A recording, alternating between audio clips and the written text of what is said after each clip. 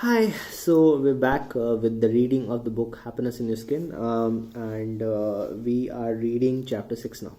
We're reading chapter 6. It's called Put Some Love into Your Life and Put Some More. Put some love into your life, then put some more. That is the chapter. I think it's a beautiful chapter. I truly believe, I've always believed, that love is an important ingredient in the dish of happiness. I say this all the time.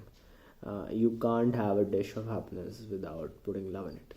So put love into your life and put some more. What is the relation between love and happiness? What is the relation between love and happiness? Love is the key ingredient. The dish has to be happiness. I say the same things over and over, even without looking at the book, because this book is largely me talking, and I say the same thing even otherwise when I don't have the book in front of me. When love is the key ingredient, the dish has to be happiness. Love is essential to joy. Love is essential to joy. We spoke about being passionate earlier, and that's what it boils down to. Love and passion are largely synonyms. I have tried to figure out if there's a difference, but largely they are synonyms. What you love, you are ideally passionate. Passion is largely intense love. So if there's any difference, it's in the intensity of love. When love is intense, it is passion. They're not different. They're not different from each other. We spoke about being passionate earlier, and that's what it boils down to. Is there a difference between love and passion? I don't know. I know now. I just explained. As per the dictionary, love and passion are synonyms. When you do something you love, you enroll in it and you give it everything you have. Let us look at life without love. Okay. In the absence of love, there is indifference. So this is an important distinction that the opposite of love is not hatred. The opposite of love is not hatred. You think about people, most people in the world, right? Most people beyond your circle of influence, most people who are not a part of your life. Uh, you don't hate them. You don't hate them. So you don't hate people you don't know. You don't hate them. You just are indifferent about their lives. If somebody dies in the family, or they die for that matter, strangers die, it doesn't matter to you. It doesn't matter. You're indifferent. So the opposite of love is not hatred. The opposite of love is indifference. People don't care about what they do, or people they spend time with. It seems like you can do anything, it won't matter. But when you love, you care. When you love, you care for what you do and the person for love. There's a direct correlation between love and happiness. There is a direct correlation between love and happiness. You cannot be happy if you're not in love.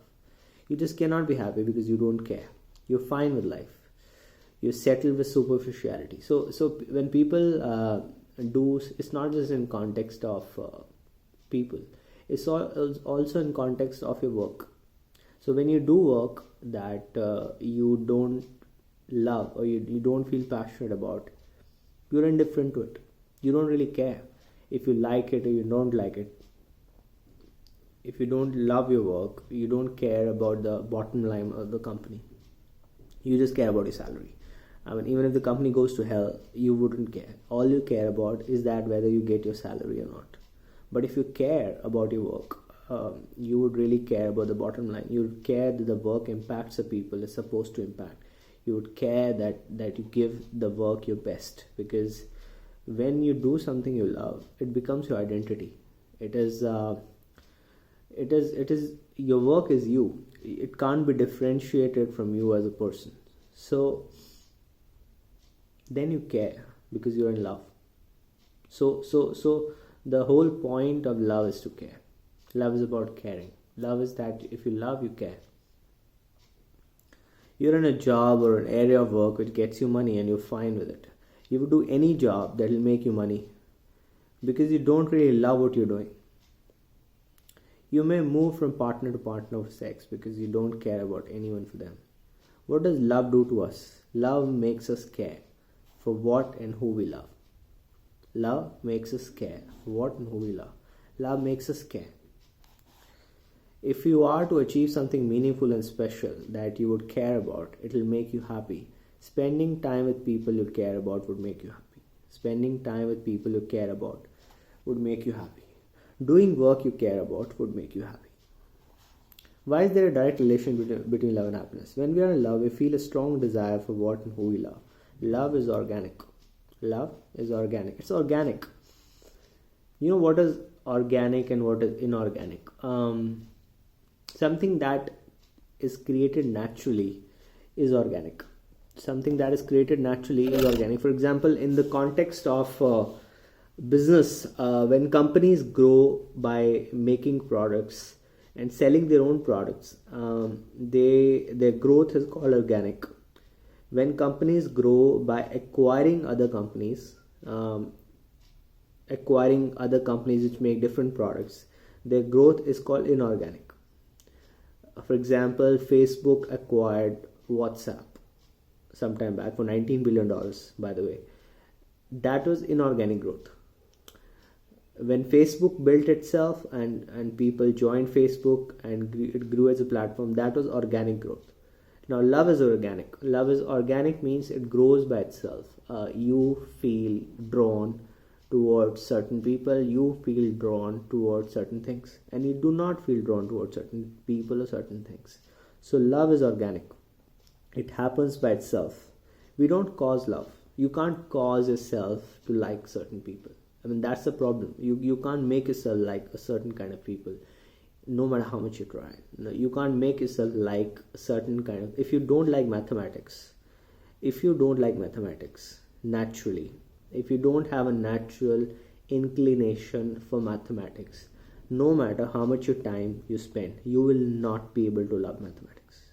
I mean, you may be able to improve on mathematics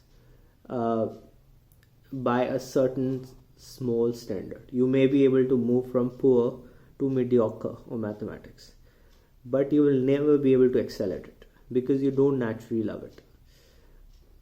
Love is organic. Either it is there or it's not there. Love is organic. Either it's there or it's not there. Think about the last time you were in love, or if you're in love right now. Did you cause it?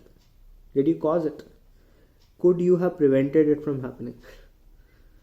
Love is the most organic. Obviously, the answer is no. The answer, I mean, those are rhetorical questions, and you know the answer. The answer is no. You can't cause love. You can't prevent it from happening either. Love is the most organic and natural thing to happen. We don't cause it. It's the most beautiful thing to happen because it makes us experience feelings which we don't otherwise feel in our usual everyday mundane lives. Love takes the mundane out of life. The problem isn't that a lot of people don't fall in love. The problem is they don't admit it. They don't admit because they do not think it will work out. Love is not for the feeble at heart. Love isn't easy. It isn't easy, especially in the Indian context. It's not easy because society looks down upon people who do not conform to the traditional ways of finding a partner or finding a career. Is it practical? A lot of shit is being thrown down in the society in the garb of impracticality. Like people say all the time, this is not practical, that is not practical. And what they really mean is, it does not conform to the superficial, meaningless standards of the society. I mean, when you do stuff that conforms to the meaningless, superficial standards of the society, then you are being practical, according to most people, which is garbage level of thought, right?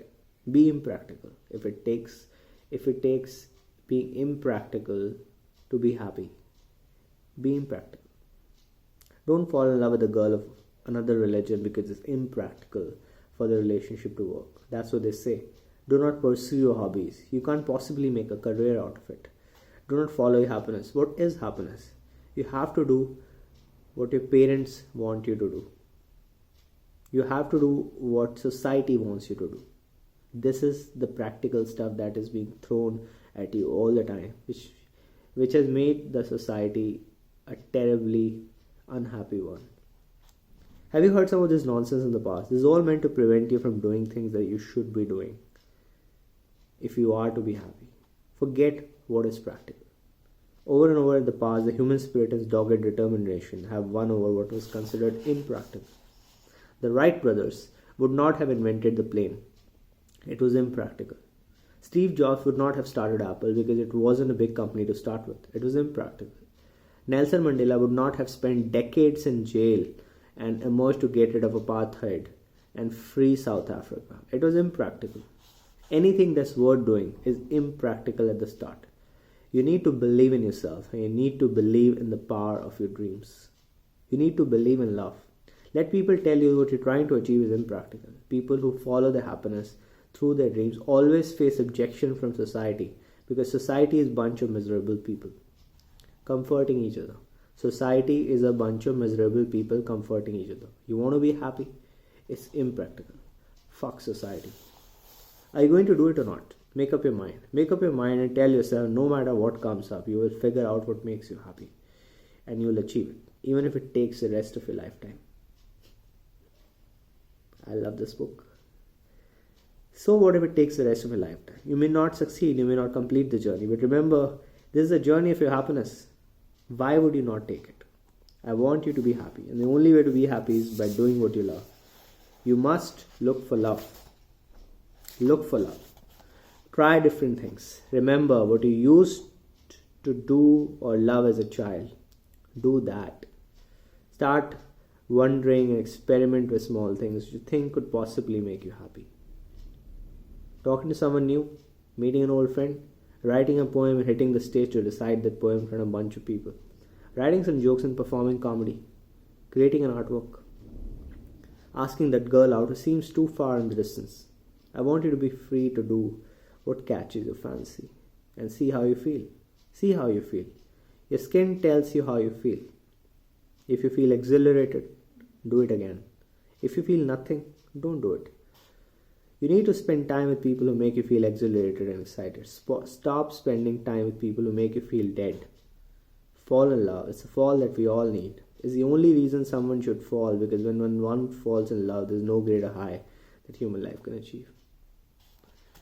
We almost reached the end of this chapter. And that's amazing. This is the first chapter that we've almost finished, started and finished in one video. So this is the chapter summary. Love is a key ingredient in the happiness juice. You can't be happy without being in love. You can't be happy unless you are in love. Love is the opposite of indifference. The opposite of love is not hatred. It's indifference. Love makes you care for what you do. When you do work that you love, the intensity and passion in what you do. When you spend time with people you love, you feel happy because of the organic connection. Fall in love. You need the fall. Thanks for watching. This is Amar, and we have finished one chapter in one video, which is great. So we will be on to chapter 7, which is a very important chapter, and I think we'll take 2 or at least a couple of videos to finish that chapter. Yeah, so be happy. The gist of this video was society terms a lot of things as impractical because they don't have the guts to do it themselves. They don't have the guts to fall in love. They don't have the guts to follow their own dreams. So they'll tell you that you can't do it either. Do whatever it takes to be happy. That's all your life is about. Your happiness. Alright. Thanks for watching. My name is Amar, and if you like these videos, please do comment and let me know how you're finding it. I'm going to make a lot of videos. I'm going to read all my books. I'm going to talk about, and then I'll pick stuff from my blog, amarvani.blog, in case you're interested. I'm working pretty hard on that blog. And it is a happiness blog. By the end of next year, there'll be over 400 posts on the blog. And I hope it'll reach a lot of people and make them happier. So that's it. I'm trying to make friends through this channel. So people who are trying to find their own happiness, be my friend. Bye. Good night.